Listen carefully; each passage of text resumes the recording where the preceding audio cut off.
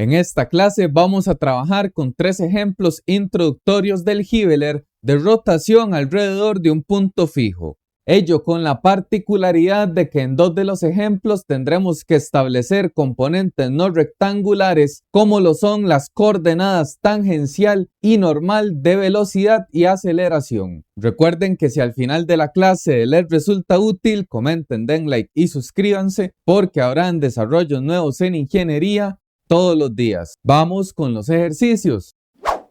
Iniciamos con el problema fundamental 4 del capítulo 16, donde se nos dice que la cuerda que se enrolla alrededor de una rueda de tambor levanta la cubeta. Si el desplazamiento angular de la rueda está descrito por una función parasita en términos del tiempo, donde t está en segundos, determine la velocidad y la aceleración de la cubeta cuando el tiempo es de 3 segundos. Bien, entonces en este escenario tenemos un cuerpo rígido en rotación alrededor de un punto fijo y a su vez una partícula que se encuentra en un desplazamiento lineal. El sistema constituye un movimiento dependiente y veamos la relación. Si consideramos una partícula cualquiera en el perímetro de la rueda, en el tiempo va a describir un cambio de posición angular dada por la función parasita, es decir, un movimiento rotacional delta zeta. Y justamente ese mismo arco descrito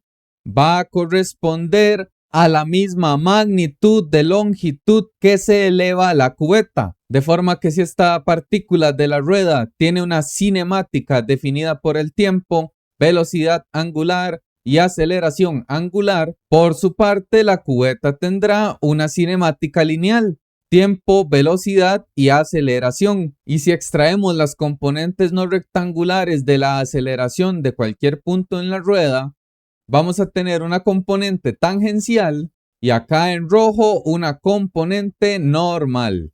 Y la importancia de ello es que esta misma aceleración tangencial va a ser la de la cubeta, debido a que la cuerda es indeformable. Y justamente en esa misma dirección tangencial se va a desarrollar la velocidad lineal. Por ello, si en 3 segundos encontramos para nuestro cuerpo rígido cuáles eran las componentes de aceleración tangencial y velocidad tangencial, pues entonces vamos a estar determinando esas cantidades para la cubeta.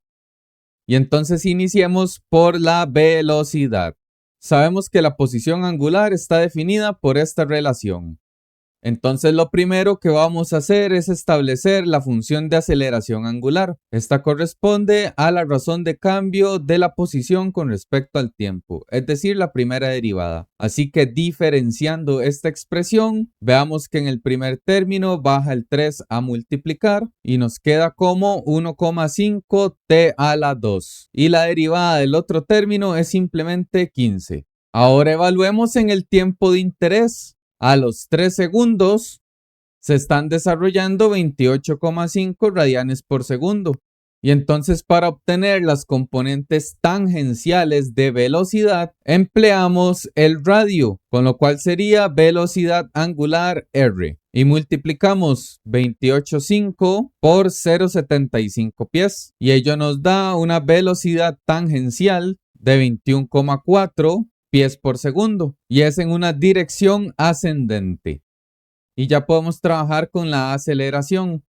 Necesitaríamos la función angular, lo cual sería la primera derivada de la velocidad, es decir, la segunda derivada de la posición angular, de forma que diferenciando esta expresión bajaría el 2 a multiplicar el 1,5 y obtendríamos simplemente 3t. Debido a que la derivada de 15 es 0. Ahora evaluamos para el tiempo de interés y obtenemos 9 radianes por segundo al cuadrado. Y la aceleración tangencial que nos interesa estaría dada por el producto entre la aceleración angular y el radio, es decir, 9 por 0,75. Ello nos da una aceleración tangencial para una partícula en la curvatura de 6,75 pies por segundo al cuadrado. También verticalmente hacia arriba para el caso de la cubeta, que está a la misma tasa de aceleración.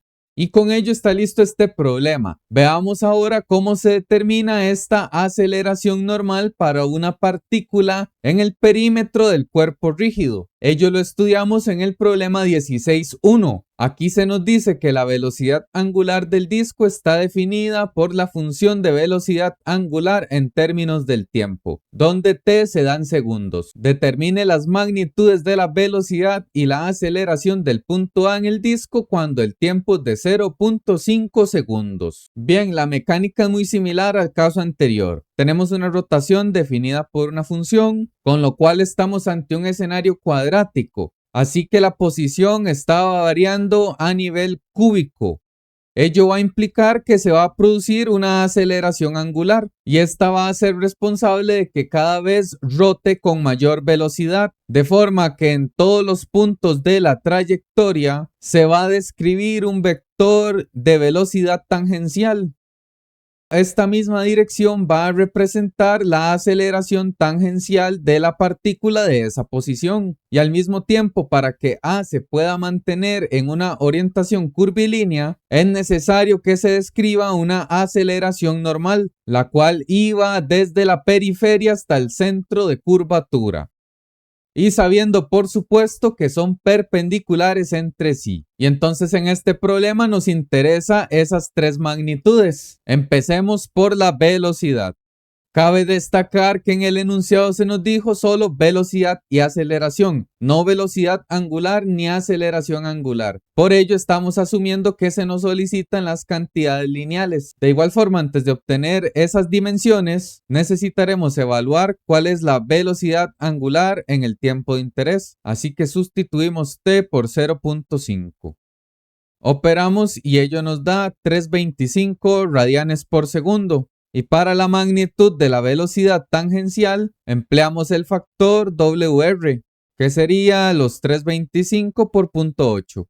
Operamos y obtenemos una magnitud de velocidad tangencial de 2,6 metros por segundo. No es necesaria la dirección porque estamos solo con magnitudes. Y pasemos con la aceleración, la cual va a tener dos componentes. Iniciamos con la normal. Recordemos, esta magnitud era equivalente a la velocidad tangencial instantánea en el momento de tiempo dividido entre el radio de curvatura ρ, para el cual en el caso de un círculo perfecto, este radio de curvatura se puede eliminar y sustituir por el radio del círculo, de forma que sustituyendo tendríamos 2.6 al cuadrado entre 0.8. Y ello ya nos da directamente en metros por segundo, 845. Ahora trabajamos con la tangencial. También debemos recordar que esta cantidad corresponde al producto de la aceleración angular y el radio. Por su parte, para la aceleración angular necesitamos emplear la primera derivada de la función de velocidad. Así que diferenciando la expresión principal, vemos que tendríamos un t a la 2, con lo cual baja, multiplica el 5, con lo que nos da 10 y se le resta un grado, es decir, simplemente t. Y la derivada de la constante 2 es 0. Ahora evaluamos para el tiempo de interés y obtenemos 5 radianes por segundo al cuadrado. Operamos para la aceleración tangencial. Alfa R, lo que significa 5 por 0.8 y ello nos da 4 metros por segundo al cuadrado. Y así entonces podemos calcular la magnitud de la aceleración total. Esta estaría definida por la componente tangencial al cuadrado más la componente normal al cuadrado. Todo ello en raíz. De modo que sería 4 a la 2 más 845 a la 2. Operamos y obtenemos una aceleración total de 9,35 metros por segundo al cuadrado. Y con ello está finalizado este ejemplo. Pasemos al 16.5, donde se nos dice que el disco se impulsa mediante un motor, de modo que la posición angular del disco está definida por la función parasita en términos del tiempo, donde t se da en segundos. Determine el número de revoluciones, la velocidad angular y la aceleración angular del disco cuando el tiempo es de 90 segundos. Bien, entonces este lo seleccioné para que ustedes vieran la diferencia que en el enunciado sí se nos soliciten las cantidades pero angulares, de modo que que no tendremos que relacionar los componentes tangencial y normal de aceleración. Y la metodología es muy sencilla. Esta posición angular zeta es variable en torno a la función 20t más 4t a la 2. Entonces, para cualquier tiempo que tiene que ser positivo, siempre nos va a dar una cantidad de posición angular positiva. Y eso es importante para el número de revoluciones, pues para este caso, definiendo que la posición angular inicial es 0, la posición angular final va a representar al número de revoluciones que se giró. Caso contrario, si este término de función tuviera valores negativos, es decir, en dirección contraria, ya el número de revoluciones no sería igual a la posición angular final. Entonces, iniciemos con dichas revoluciones. Naturalmente, el número de vueltas que rotó el sistema debería de ser la posición final menos la inicial, tal y como les dije. Y ya que la inicial es 0, el cambio es igual a la posición final. De forma que si entonces evaluamos a los 90 segundos donde se encuentra cualquiera de las partículas, sustituimos por 90 y obtenemos que se han desplazado 34.200 radianes. Y entonces esa cantidad la convertimos a revoluciones, recordando que 2pi radianes son una revolución. Y entonces ese resultado nos sirve para el número de revoluciones directamente, para nuestro delta zeta, valor que nos da 5.443 revoluciones. Es decir, en ese minuto y medio de tiempo, el disco giró 5.443 veces. Y para la velocidad angular nada cambia de cómo lo hemos ido trabajando.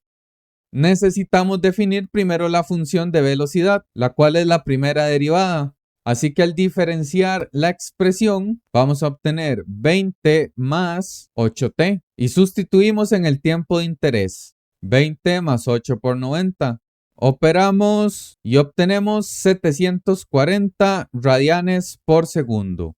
Hacemos lo mismo para la aceleración angular. Debemos derivar por segunda ocasión la posición, es decir, la velocidad angular una vez, y viendo que la relación es lineal, su derivada es una constante, la cual nos daría simplemente 8, debido a que la derivada de 20 es 0. Y entonces esa aceleración angular es constante, sin importar cuál tiempo sea, su valor arrojará los 8 radianes por segundo al cuadrado. Y entonces de este conjunto de ejercicios extraemos dos conclusiones muy importantes. Número 1, debemos de tener cuidado si se nos solicitan cantidades angulares o lineales. Y número 2, ya que las posiciones angulares están definidas por relaciones cuadráticas, cúbicas o más, la aceleración de cualquier punto del cuerpo rígido en rotación en torno a un punto fijo va a tener dos componentes, una tangencial y otra normal. Y con este análisis y desarrollo los ejercicios están finalizados. Comenten, den like y suscríbanse y nos vemos en la siguiente clase de cinemática de cuerpos rígidos. Gracias por su atención.